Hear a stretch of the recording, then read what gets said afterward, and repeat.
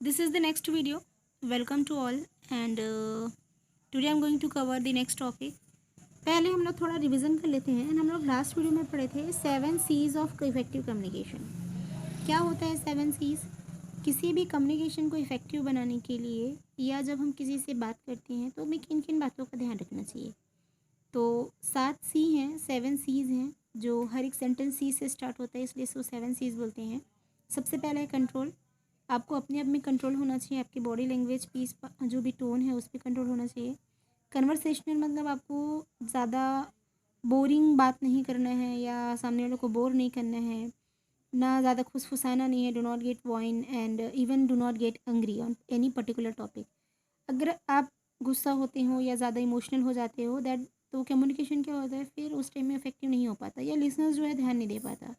ठीक है, फिर आप टॉपिक से डिस्ट्रैक्ट वगैरह भी हो जाते हो। कॉन्फिडेंट, अब जो भी बोलें कॉन्फिडेंट होके बोलें।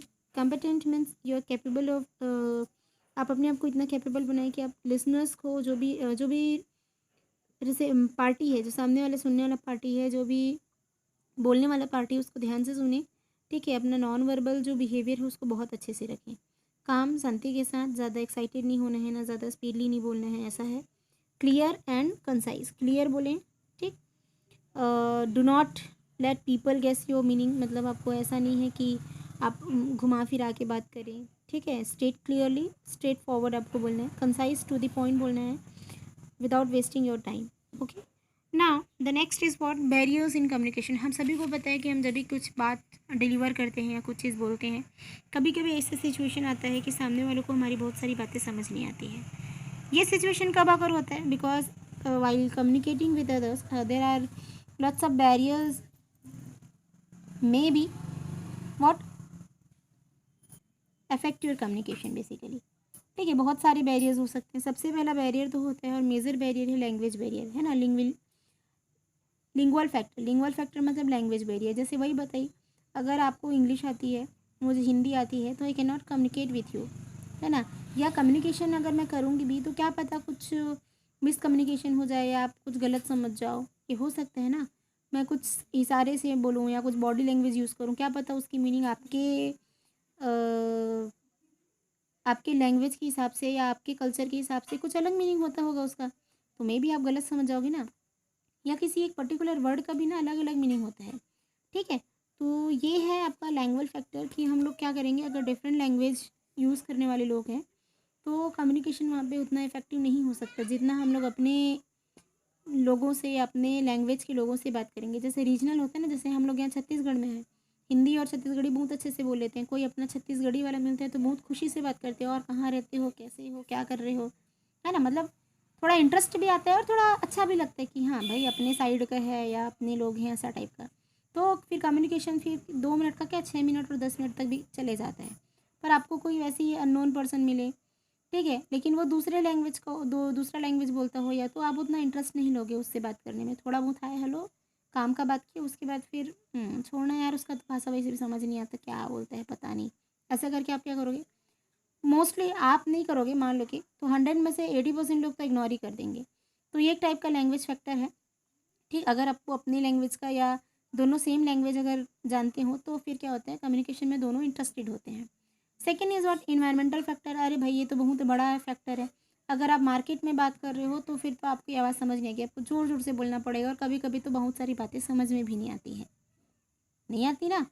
तो अगर आप किसी से बात कर रहे हो तो आप थोड़ा आसपास का माहौल देख लें, शांत जगह देख लें, या क्या बोलना चाहिए, थोड़ा एकांत में बात करें। ठीक है, या ऐसे जगह पे बात करें जहाँ पे ज़्यादा नॉइस मत हो मेनली, है ना। एकांत का मतलब ऐसा नहीं है नॉइस ना हो, वैसी जगह पे बात करें। ओके, तो ये आपका इन्वायरमेंटल फैक्टर है। Past experience is very important factor. Psychology बोलते हैं कि हमारा जो पास्ट एक्सपीरियंस है वो हमारी कम्युनिकेशन को बहुत इफेक्ट डालते हैं। अब जैसे कि एग्जांपल इसमें बुक में भी दिया है, और एक सिंपल सा एग्जांपल है आपकी लाइफ में।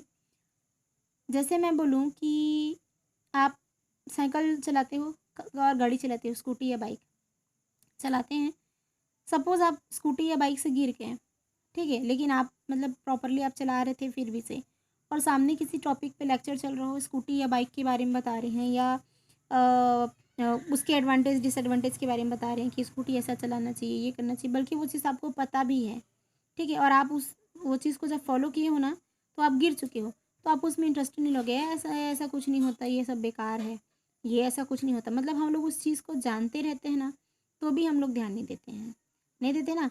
तो जैसे वही लिखा है कि अगर आप बाइसिकल वगैरह से गिर जाओ या कुछ हो जाए फ्यूचर में, मतलब पहले, तो फ्यूचर में अगर उसके बारे में कोई कुछ बताए तो आप उसको ध्यान नहीं दोगे। क्यों? क्योंकि भाई ये तो बोलने को कुछ और है और होता कुछ और है ना? जैसे एक सिंपल सा एग्जांपल है, आजकल ऐड आता है बाल झड़ने वाला, है ना? कि ये तेल लगाओगे तो बाल झड़ना ठीक हो जाएगा। हम लोग उसको ट्राई किए, कुछ इम्पैक्ट नहीं पड़ा। अब वापस से वो ऐड आएगा ना, तो आप उसको स्किप कर दोगे। क्यों? इसका कुछ नहीं होता, ये तो इम्पैक्ट ही नहीं डालता। क्या मतलब खरीदने का 350, 400, 500 रुपये का? ऐसा करके क्या करोगे आप उसको? स्किप कर दोगे या इंटरेस्टेड नहीं रहोगे। वो किसी भी टाइप का ऐड हो या कुछ भी चीज़ हो। पर अगर आप कभी कुछ ट्राई नहीं किए हो एंड अगर आपको मतलब वो ऐड अच्छा लगे, पिक्चर्स या कम्युनिकेशन, मतलब ऐसा थोड़ा भी है बोल के बताएगा, कुछ चीज़ दिखा के भी बता सकते हैं हम लोग। टाइप्स ऑफ कम्युनिकेशन तो पढ़ ही चुके हैं, तो आप उसको देखोगे ना, तो आप फिर मतलब इंटरेस्ट लोगे, हाँ चलो ये चीज़ ट्राई करना चाहिए, ये चीज़ मतलब हम बना के देख सकते हैं, ऐसा टाइप का।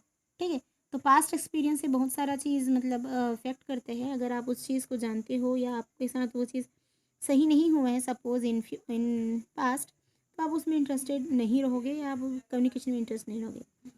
कल्चरल इन्फ्लुएंस, ये बहुत इंपॉर्टेंट टॉपिक है। जैसे sometimes the cultural difference hinder the communication properly. Cultural difference की बात करें या कल्चरल इन्फ्लुएंस की बात करें, तो जैसे हम लोग किसी को जनरली के लोग की आदत होती है थोड़ा सा क्लोज होकर बात करने या किसी को थोड़ा सा टच करके बात करने का, बहुत लोग की आदत होती है। जैसे मम्मी मम्मी लोग भी, और बेटा सब बढ़िया, ऐसा करके भी बहुत सारे लोग बात करते हैं।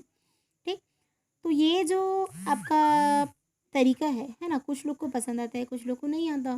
तो ये जो आपका चीज़ है वो क्या कर सकते हैं, आपके कम्युनिकेशन पे इफ़ेक्ट डाल सकता है ना। It's cultural influence. कहीं जगह किन्हीं को टच करना सही होता है और कहीं जगह तो ये गलत भी माना जाता है ना। तो ये आप ध्यान रखेंगे, अगर किसी से बात करते हैं तो do not close with anybody, है ना। आपको ज़्यादा क्लोज नहीं होना है ना। प्रेजुडाइज, या हम लोग बोल सकते हैं पार्शियलिटी। पार्शियलिटी भी प्रेजुडाइज दी है जो फिफ्थ पॉइंट, वो उसका मतलब होता है पार्शियलिटी। तो पार्शियलिटी भी मिसकम्युनिकेशन क्रिएट कर सकता है या कम्युनिकेशन को इंटरेस्टिंग नहीं बना सकते हैं। जैसे मैं बोल दी, मैं एक ऐसा बोल दी, जैसे कोई एक टीचर है ना, आप उस टीचर से बहुत डरते हो, फिर कोई अफवाह फैला दिया, यार ये फलानी स्कूल के पूरे टीचर्स बहुत स्ट्रिक्ट हैं, तो आपके मन में ऐसा दिमाग में बैठ जा रहेगा कि नहीं, वहाँ के टीचर बहुत स्ट्रिक्ट हैं, हर बात में डांटते हैं। तो आप डर के कारण क्या करोगे, किसी भी टीचर से बात नहीं करोगे। उस टीचर से भी जो मतलब आपसे फ्रेंडली बात करता है।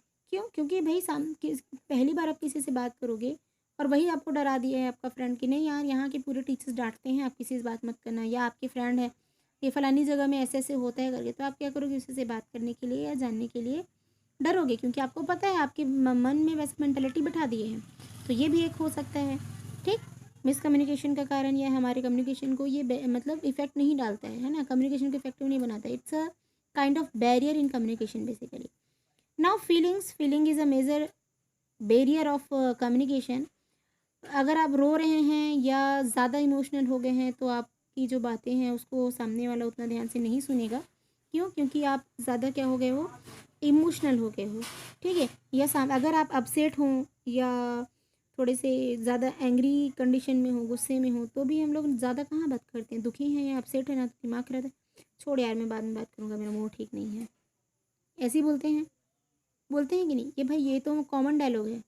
नहीं नहीं नहीं, थोड़ी देर बाद फ़ोन करता हूँ, नहीं अभी थोड़ा सा बिज़ी हूँ, मन नहीं कर रहा है, या आप थोड़ी देर बाद मुझसे बात करिएगा, ऐसा करते हैं। या फिर अगर कोई आता है तो उसको गुस्से में चिल्ला देते हैं, क्या है, क्या काम है, क्यों आए हो, ऐसा करते हैं ना।